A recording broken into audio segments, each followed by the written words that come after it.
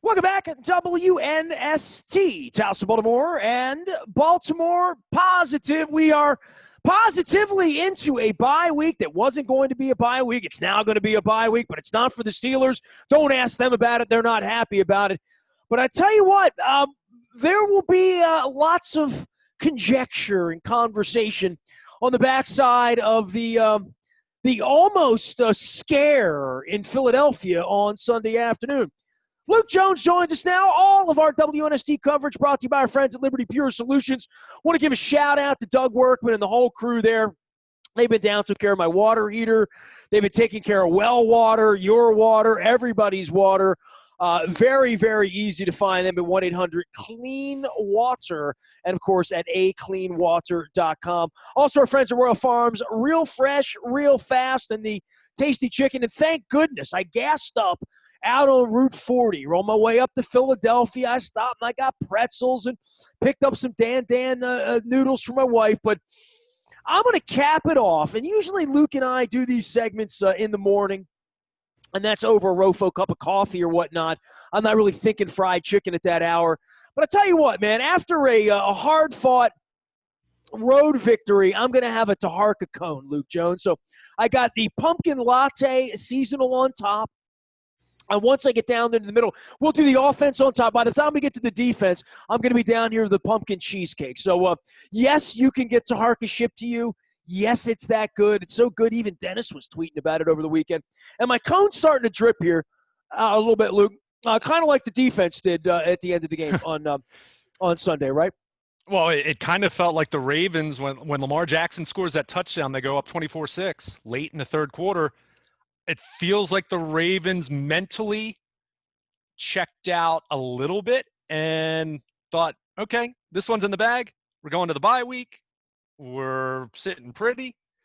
And, well, the Philadelphia Eagles, who looked miserable for the first three quarters, they had other designs, and you give them a lot of credit. But dude, I'm not going to lie to you. I was packing my bags up, and I'm like, well, sure, this is a garden variety victory here. And, there's no way they could screw this up and let him back in, could they? Wow. Well, Coach has got some stuff on tape for a couple weeks now, doesn't he? No question about it. And look, I mean, this game was shaping up to be similar to what we saw against Cincinnati, similar to what we saw against Washington, where, yes, the offense was making the big play here or there or doing what it needed to do here or there, but still not what we saw in 2019. And the defense, meanwhile, in the first half, Nestor, I mean, that was a 2000 Ravens type performance defensively. I mean, you just look at 3 and outs, a forced fumble. I mean, the defense looked better than it had looked at any point this year. And that's saying a lot because we've seen this defense play at an incredibly high level so far in 2020. Carson Wentz. Yeah. They pushed him around. And more than that, I committed the Cardinals. I tweeted they're not going to get past the 50-yard line because it did look that hapless on the first 3 possessions, right? Oh, it looked more hapless than that. Right. I mean, look at the entire first half. I mean, you look at the drive chart. I mean, it was just incredible what the Ravens were able to do. And, I mean, Carson Wentz, one thing, keep in mind, Kelsey, their center, their veteran center, Jason Kelsey, the only remaining member of what their original starting offensive line was envisioned to be. Going back to losing Brandon Brooks, and of course Lane Johnson didn't play, and they're a mess. That offensive line very much. In fact, at one point I tweeted out that Cincinnati thought that the Eagles are having offensive line issues, hearkening back to what happened with the Bengals last week against the Ravens. But I mean, you look at that first half, and even into the third quarter, Philadelphia 3 and out, fumble, 3 and out. Then they finally put together a drive, but the Ravens make the stop on 4th down. They missed the field goal at the end of the first half. I mean, that was as impressive as the Ravens defense has looked. I mean, you can go look at some of the all-time halves of football, but it is a 60-minute game, and Philadelphia does put together a touchdown drive in the third quarter, and then you get to the fourth quarter, and I mean, people will point to the Marcus Peters pass interference. I get it. I looked at that one too, and I scratched my head. But when you let a team back into a game, and we talk about this all the time, and it's a one-score game, or it's a game where the outcome is not in doubt, and it should have been at that point, but because we know how that game had gone for 45 minutes of play, you're taking a chance there to leave it up to a bad call. So, I mean, I don't really have a lot of sympathy for the Ravens in that way. And I mean, John Harbaugh uses this term a lot, and it's so cliche, but he always likes to talk about playing winning football. And that doesn't always mean that you play perfect, but being sound, taking the plays that are there, not beating yourselves. And Not you look taking at the three penalties in a row at one point in the I game, mean, that's right? the thing. I mean, you look Yeah. at the penalties, especially on the offensive side of the ball. I mean, you can complain about the pass interference call. I get that, but I mean, this team just didn't do the things that it needed to do. I mean, they had a roughing the passer call at one point against the defense that was really hurt them. So, I mean, you're waiting for this team to put together a full 60 minutes. And you could say that about some of the other wins earlier this season, and we've talked about that in some other weeks. But this was the time where they came dangerously close to, let's call it what it is. It would have been a choke. I mean, if Philadelphia gets the 2-point conversion to tie the game, who knows what's going to happen after that? I mean, is Lamar Jackson and the Ravens going to put together a game-winning drive? Is this game going to go to overtime? And who knows what's going to happen after that? So it's a win. You don't want to take that for granted. This team is 5-1 for only the third time in franchise history. And I'll Yeah, we're point out supposed to feel good about this. It's supposed to be like a big well, purple party around here, a bye week, and we all get our Halloween costumes together. I'm working on a Bowie outfit. Right. But hey, still feel good about it. Let's be clear about this. And the other two times the Ravens were 5-1, 2000 and 2012. And I don't need to tell you what happened in those years. Oh man, But I'm not writing another book. I'm not doing it. here's the thing that I'll point out, and this is where you take some optimism, you take some comfort in thinking about this. The 2000 Ravens were 5-1 at that point. Ness, they were already into their 5-game streak of not scoring a touchdown. So we know what that looked like. The quarterback change going from Tony Banks to Trent Dilfer, and we know what happened the rest of the year. In 2012, think back. I think it gets lost because we think of what happened at the end of the year. They lose 3 straight games. They fire Cam Cameron. We remember Joe Flacco doing the face plant on the pick 6 against Denver. But that was a team that started 9-2. And the thing I remember about that, it felt a little bit like what we're seeing with this team. Not that the styles are all that similar, because that defense wasn't nearly as good as what this defense has been. And that offense, still didn't have the explosiveness. And Joe Flacco hadn't had a really consistent season. And they had their ups and downs. But it was a 9-2 that you looked at and said, man, you look at some of the games in isolation. I think back to the Kansas City road game that year and the game against Dallas where there's the missed field goal at the end and they could have lost that one. And you had all these games where they'd win and you'd be happy about it and you'd say, hey, another win, and they're 9-2 now. But there'd always be a but, right? There'd always be and this feels a little bit like that. And again, take some encouragement in knowing that those two teams, those two championship teams, even at the point they were 5-1, knowing there were still some trials ahead. So I think that's a cautionary tale for the Ravens to not be too confident going into this bye week, just because they are 5-1, and not to be dismissive, because you look at the schedule coming up. Pittsburgh, we saw what they did against the Cleveland Browns and kind of silenced some of the talk about the Browns, being up there with the Ravens and the Steelers. But at Indianapolis, the Colts have been up and down, but they've played some good football at stretches this season. A Sunday night game in New England, you never take that for that's always going to be a difficult challenge.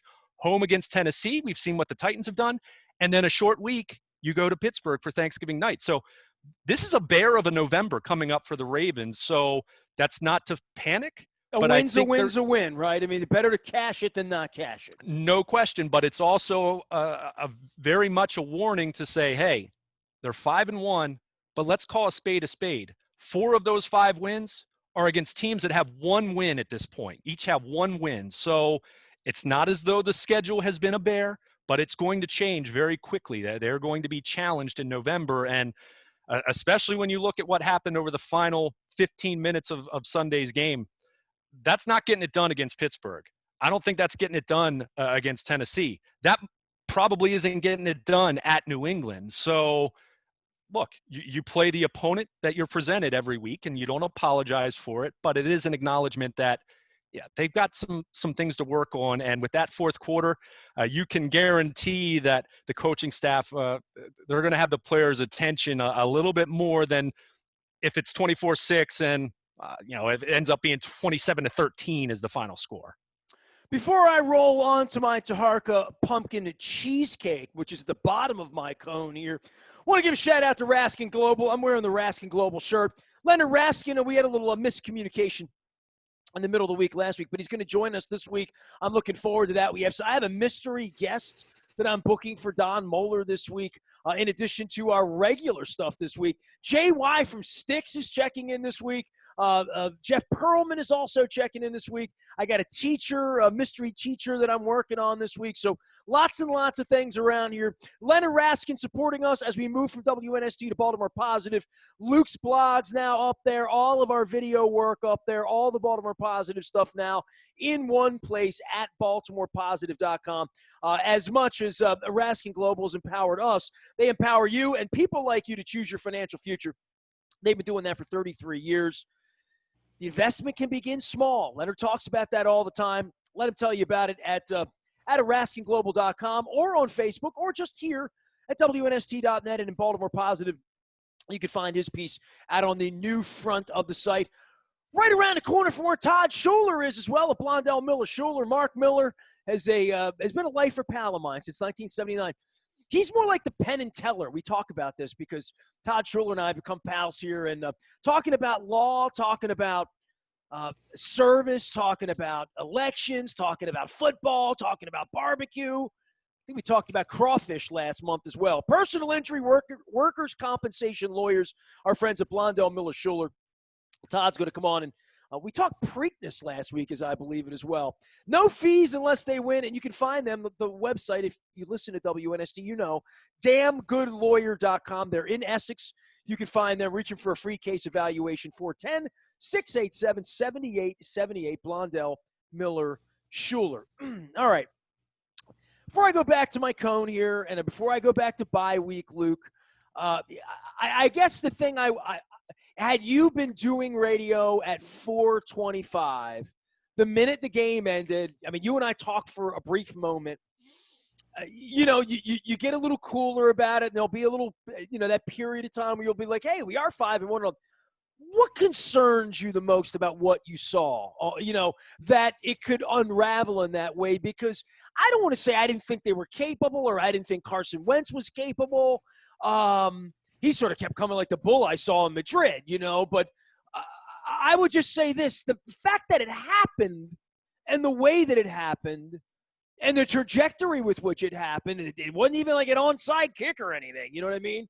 And the 30-second possession, all of it. I mean, just all of it was just sloppy. And I don't know what the larger concern is other than I drove out of there with the beads of sweat, and I'm like, I'm just glad I'm rolling out of here with some pretzels. I skipped the cheesesteak because, we're getting into the time of the year where I got to watch what I'm doing with the Thanksgiving and the cookies and whatnot and the Taharka. Taharka pumpkin cheesecake, man. I just got rid of the latte, so I got to watch it. I didn't need the cheesecake or the cheesesteak with the cheesecake. You know what I meant? But when I left, I'm like, I don't know what Harbaugh and Wink say. I mean, whether they say what they would say is, hey, have a good time, go down to the Caribbean, go down to Florida, stay out of trouble. Now with COVID, I don't know what bye week even represents, but I do know they've got some tape. This is sort of the first time this has happened in this sort of way to this group of players. Brandon Williams not being a part of it. We didn't even talk about that. But what concerns you the most about whatever that was as of 4:30 in the afternoon on Sunday? Well, I mean, I think you look at themes. I mean, clearly this was a game that the fourth quarter was dramatically different from the rest of the game. So I'm not going to sit here and say the defense should be defined by the fourth quarter more so than the first three, although certainly you look at it and say they didn't finish in the way that we saw them able to finish a strong performance against Cincinnati where, okay, they kick a field goal, they didn't get the shutout, but we saw what was a dominant effort. But I keep coming back to the offense, and look, they scored 30 points Lamar Jackson had over 100 rushing yards, so that was good to see. I think that quells some of the concerns, some of the questions about, well, why isn't Lamar running? Is he just not going to run like he used to? I think that's silenced a little bit, but I do look at the fact that Lamar Jackson, 9 carries, 108 yards. Yeah. But you look at the rest of the running game, and that is a stout Philadelphia defensive line, and I did not expect the Ravens to run the ball especially well between the tackles with their running backs, but you still look at it, and they had 74 yards on 28 carries from their running backs. I mean, that is not Ravens football as we've come to know it over the last few years. I wrote about it extensively at WNST or at BaltimorePositive.com, I should say now. Hopefully, won't do that too often, but I wrote extensively about some of the issues this team has had on first down. Even though collectively the offense has not been bad, that would be unfair to categorize it as that. But I think we've certainly seen it not have the same flow, not be as calibrated, not be on schedule in the way that they were at will throughout the 2019 season, save for a couple of exceptions here and there. But once again, not running the ball especially well on first down.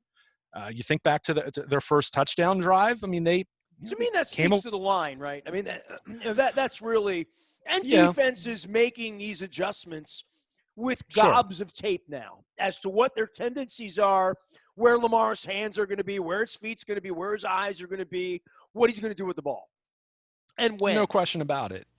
Right. And look, it's a point that we haven't talked about, frankly, enough because there's only so much you can say about it. Marshall Yanda's retired. He's not coming back. He's 240 pounds now. But that doesn't mean that doesn't continue to be a major challenge for this team. And that's not taking anything from Tyree Phillips, who's a third-round rookie. That's not taking anything away from Patrick McCarry, who we saw played so well in place of Matt Skura as an undrafted rookie last year. That's not taking anything away from DJ Fluker or Ben Powers or whoever's going to play there over the course the rest of the 2020 season. None of those guys are Marshall Yanda, and none of them are close to Marshall Yanda. So, yeah, that's going to have a major impact. And it's not an excuse because teams have players leave in free agency and retire all the time. It's the reality of the NFL, not for long, even though it was a long time having Marshall Yanda. But that's clearly something that they need to work on because we just have not seen the offense, and specifically the run offense, consistently get yardage in the way that they did last year. They'll get the chunk plays. And of course, Lamar Jackson has a 37-yard touchdown on Sunday. So it's not to say the run game is bad, but compared to the incredible standard set not only last year, but go back to the final 7 games of 2018 when the Ravens started doing this, this bumper pool style offense that we talked about and laughed about and talked about how weird it was. We're just not seeing that as much. And it's very simple. When you're running on first downs and you don't get that 4, 5, 6, 7 yards, you're in second and long. And that's not just a Lamar Jackson thing. That's most quarterbacks are not going to operate particularly well in second and long. Your odds at the poker table are a little different at that point. Yeah. And that's why, I mean, I liked at one point, what was it? The hitter to Snead. That was the first play of that drive. That was a first down pass. I actually said, and I wrote about this and we talked about it late last week, I'd like to see them earlier in the game, maybe mix in a few more passes on first down with the thought of, even if you're, 6 or 7 yards to Nick Boyle or whoever, then you can get into second and short. And maybe that's a case where you're throwing a little bit to set up your run and to get it going a little bit that way. You kind of play backwards from how they typically play. Frankly, play like how other teams play in the NFL at this point. Teams but I would throw say to set to up you, the run. on a day like Sunday, if you came in at halftime and you had never seen the kid play, you would have said he doesn't throw the ball well. Yeah. That's what you would say. I mean, and I will. You're right. And I will say this. And he was and asked if he doesn't throw the ball well, then let's not throw on first down, right? Like, well, but they're not running well on first down either. So, like, you can kind of pick your poison there and kind of say, well, they need to either. You can keep saying run more, but if you're not doing well, then it leaves you in second and long. And then what are you doing in second and long? If you're worried that Lamar's not throwing the ball particularly well, then you're kind of stuck there. Again, I don't think it's some fatal flaw that can't be improved upon and can't be fixed, and that they can't get into the mode that they were in last year, especially the second half of the season. All of those things are still possible, but when I see them not run as well on first down, they're not running as well with their running backs. It's just leaving you at the mercy of, okay, you stick with it. I'm not saying you abandon the run, because to your point, I mean, Lamar hasn't been as efficient throwing the football as he was last year. And we know that those two things happened in concert so well last year. But it just makes things that much more challenging. And I'll still go back to something that I've talked about a little bit, and hasn't, by no means would I put this in the same stratosphere as losing Marshall Yanda, but the decision to trade Hayden Hurst, not because of what Hayden Hurst did statistically himself, but that trio of tight ends was such an anchor for everything they did, whether you're talking about 12 personnel, 13 personnel. They could run. You'd have those guys going in motion and blocking. They could throw out of 12 personnel and be so efficient and so explosive there. You didn't just have Mark Andrews who could beat you down the seam, but you had Hayden Hurst too. And that's not to say they were on the field all the time together, but you got rid of a Hall of Famer and a first-round draft pick. Well, and again, you acknowledge he's a good player. They didn't get rid of him because they thought he was a bust, right? Right. And again, it's I'm not criticizing Eric DeCosta that he didn't get. I mean, he drafted their running back of the future, and J.K. Dobbins. We see him do good things, and I'd like to see him continue to get the ball a little bit more. And you see the flashes, but what that resulted in when you traded Hayden Hurst and when you didn't draft another tight end or spend any meaningful capital to bring in a third viable tight end. I mean, they only have 2 tight ends on the 53-man roster. So, I mean, that it tells you they can't run 13 personnel. You can put Ricard there, but that's not Hayden Hurst. He doesn't have the same skill set. But my point with that is not that Hayden Hurst would be making a ton of plays or a bunch of catches. He caught, 30 balls last year. It wasn't a dramatic statistical impact, but that was such a big part of their identity. And clearly when you moved on from him and you didn't draft another tight end or sign an impactful tight end, that was a clear shift that your identity was going to be transitioning a little bit away from such heavy tight end usage, even though, look, Mark Andrews has 5 touchdown catches, and Nick Boyle, which that was one positive, I would say, they got him more involved in the passing game. I mean, he came into the game only having 6 catches on the year. Nick Boyle was a bigger part of what they did in the passing game last year too. So that was good to see, but it's just a little bit of an identity shift. And the problem with that is we haven't seen the wide receivers step up. Miles Boykin, we saw another example where didn't look like he and Lamar Jackson were on the same page. Marquise Brown, has he taken a step forward? Sure. Has he taken the step that people were going nuts about his social media workouts and all that stuff and predicting him to be a 1,300? And I never really bought that. But it's been more of a, he's taken a step, but it hasn't been a dramatic I don't buy that step. they really want to throw the ball. Well, but they really believe they're going to be a throwing team at any point. That to your point, that any of these guys' numbers, I look up and I see Andrews with 2, and boy, I mean, okay, so they target 5 times. They got tight ends of the ball, like during a game where I guess they didn't feel like they needed to pass the ball, but we're trying to pass the ball a little bit more. And I don't know what they are as we go into bye week. I mean, right. I guess this is probably later on in the week. We'll take a deeper dive and go down, but I don't know what to make of them. Last year, they were very defined. Even when they stunk with Flacco, they were defined as to what they were. I don't know whether that's good or bad, but I don't – if we're really at sort of the halfway pole or we're getting there, we will be, soon, you start to look at them and say, who's had a great year? Who's had a great year on this team? I mean, it's a fair question because even though you'd say, okay, Marquise Brown, Marlon Humphrey, production is up. Well, I mean, we'll get to the defense. Despite what happened in the fourth quarter, I don't have many concerns about the defense other than the ongoing one, which has looked really good against Cincinnati's offensive line and against Philadelphia's injury-ravaged offensive line. But my question continues to be about the pass rush. When you start playing some better offenses, when you play some better offensive lines, and we've seen that come to fruition. We saw that happen against Kansas City. They tried to blitz, and that's how they try to scheme pressure, and Patrick Mahomes ate them alive. So I still have that question. But again, and we'll get to the defense, and clearly you don't want to have a fourth quarter where you give up 3 touchdowns, but that has been very atypical. What we've seen from the offense and what we saw it again on Sunday has not been atypical this year. And that's where my concern lies. And you just said it. I mean, the identity, look, they're still running the ball way more than 96% of the NFL. I mean, this has become more and more of a passing league. We understand that, but they haven't been as consistent with those runs, and they've had some chunk plays that makes their average and their total yardage look good at the end of the day. You know, Sunday's a great example. As much as we're talking about the running game, they did run for 182 yards, but when you see that play out, when you see that J.K. Dobbins averaged 3.1 yards per carry, Gus Edwards 1.9, Ingram had a 9-yard run. You know, of course, he left the game with the ankle injury, but you know he averaged 4 yards a carry. I mean, if you're hanging your hat on your rushing attack to be your identity, as it was last year, and then for that to lead you into being a fantastic play action football team, which is what they were last year, and why Lamar Jackson led the league in touchdown passes, that's not adding up in the same way, because we know, and we've talked about this a lot, and this even goes back to the Flacco era. You look at it in very simplistic terms. The best rushing attacks in the league, the Ravens averaged 5.5 yards per carry last year. That compared to the worst passing attacks, they're still averaging more yards per passing attempt than what even the best running games are.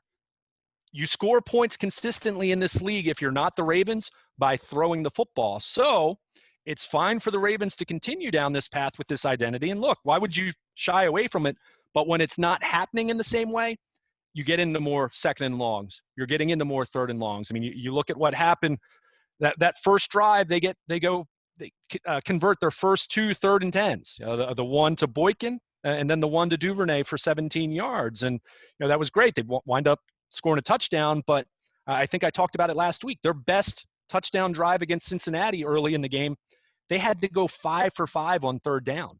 The best offenses in the league aren't necessarily the absolute best on third down, although naturally they're good on third down.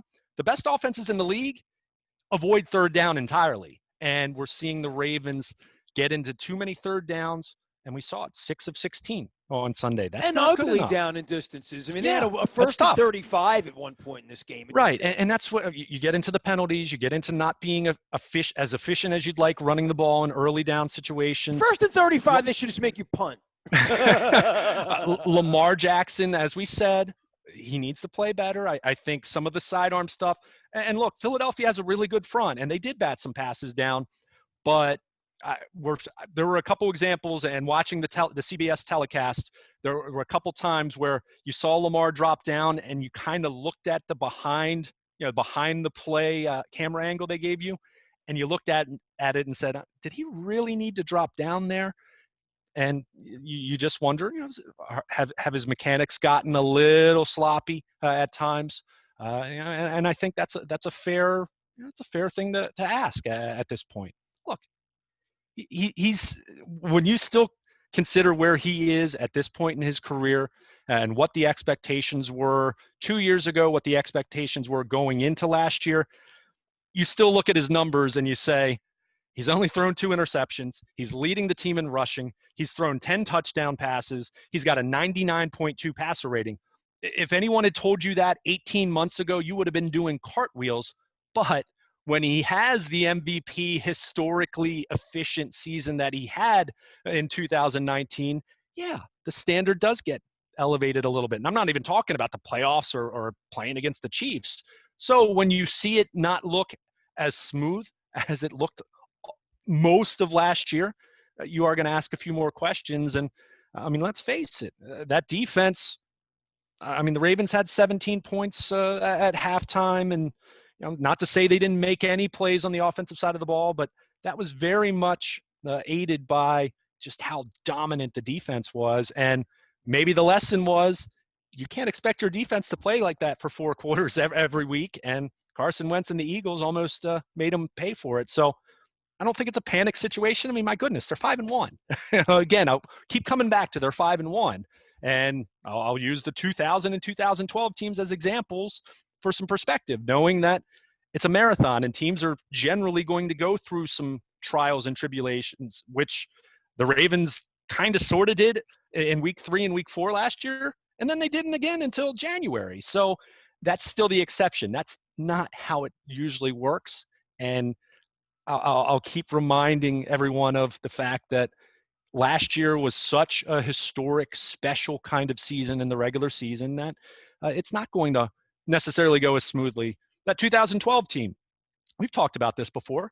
I think the 2011 Ravens were clearly better than the 2012 Ravens. In the regular season, the defense was worlds better than that team. The offense was,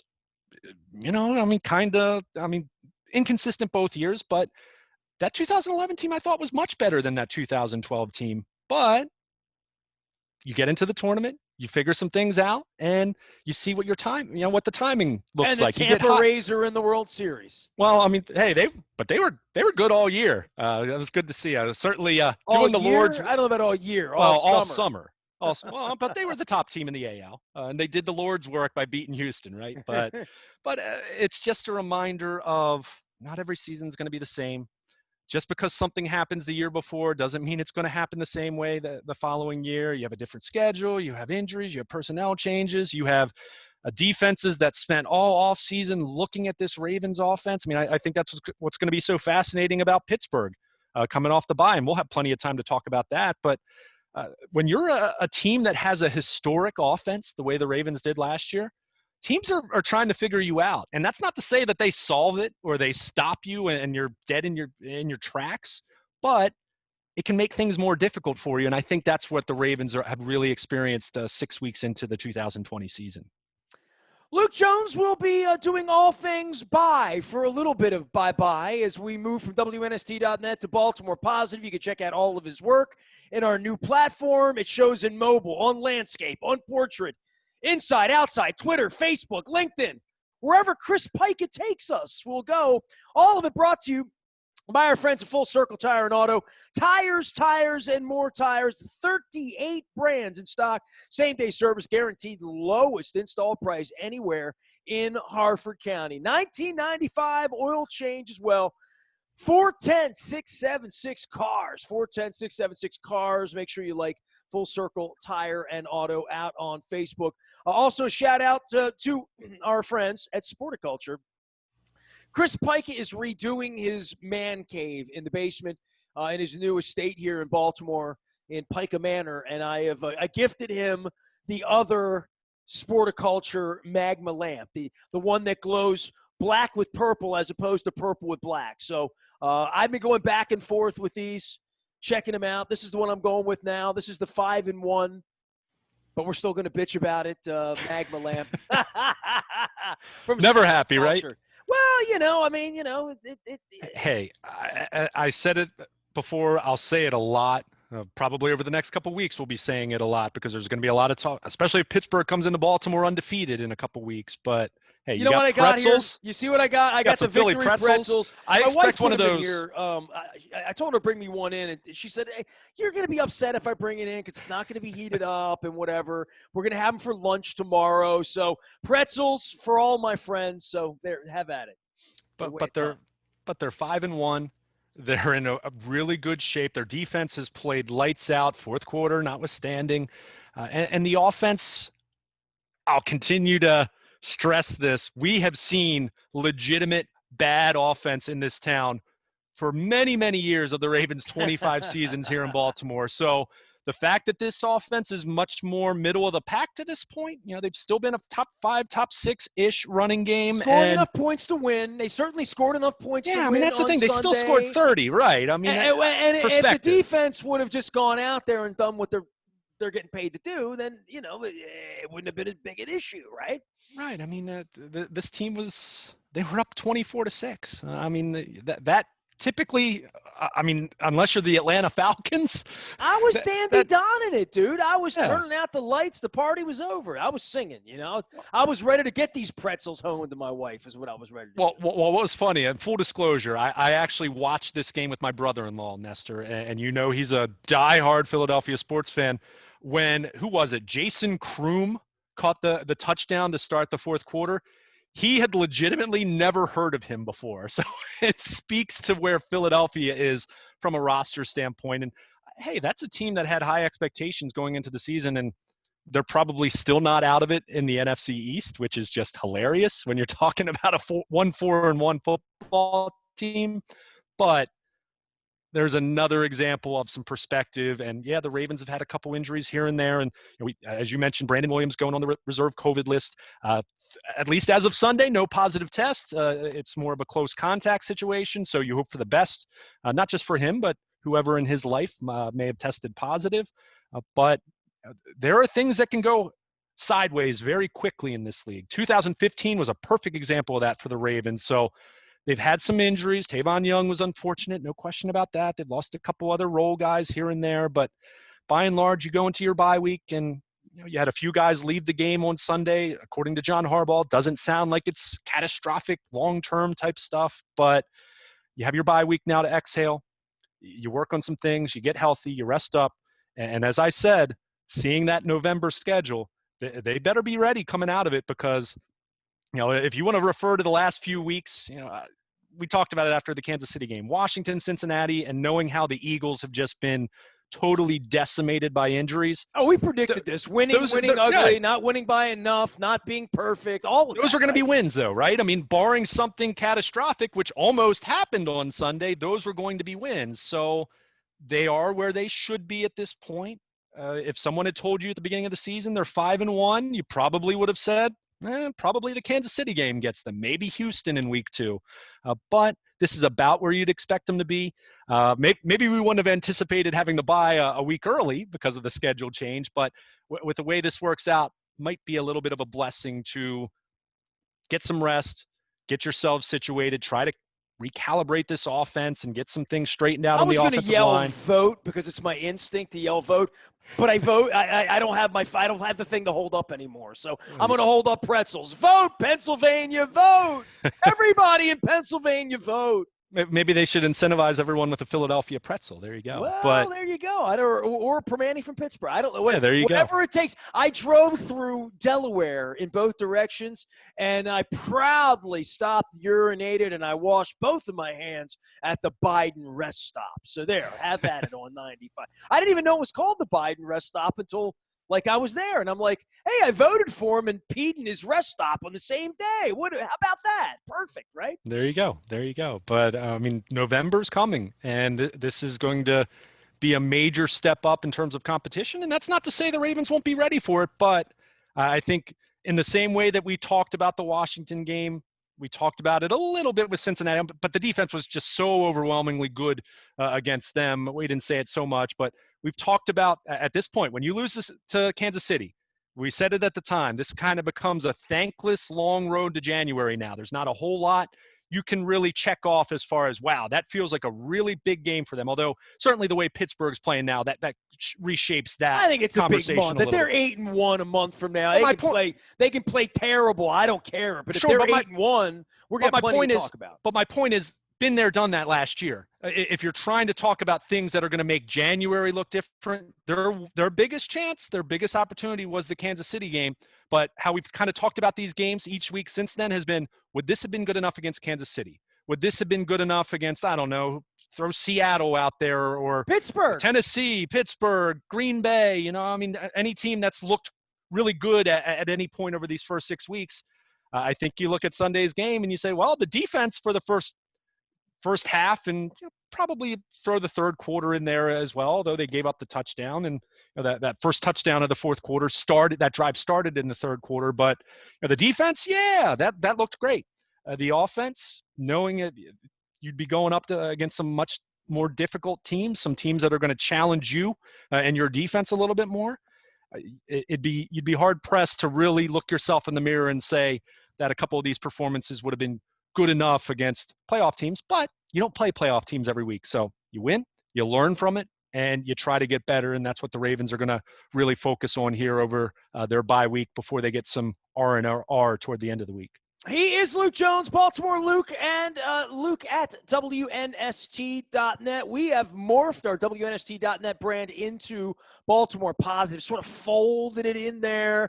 Go out to Baltimore Positive, see it all for yourself. All of it brought to you by our friends at Liberty Pure Solutions, A Clean Water. I'm wearing the hat. I like the way the hat looks with little water drop on there. Residential plumbing, boiler services, water analysis, water treatment, water anything, including my water heater. You call Doug Workman and our friends at Liberty Pure Solutions. I'm going to get them to get me some bottled water, too, for the house. I was drinking that last year on the set. I go through a lot of water around here. So, Doug, send water for me. Liberty Pure Solutions. All right. I am Nestor, nasty at WNST.net. No, I did not bring pretzels back for everyone. These are just for me, but I will be celebrating here this week as we wave bye-bye and do a little Baltimore Positive Classic and finish out our rounding out of the all-new BaltimorePositive.com.